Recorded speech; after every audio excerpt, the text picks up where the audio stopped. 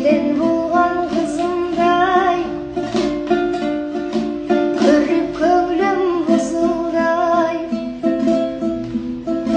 танымайтын жат елден шайын құйып сызылдай,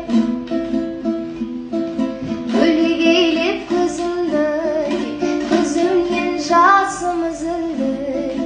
Еркелігің үйдегі ай, елес боп көзді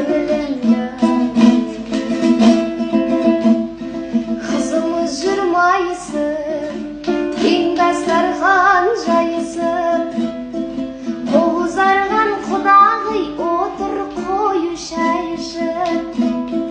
Құдамыз жүр қуанып, шырайланып бұралып, көбейген соң баласы екі боп басып ұралып.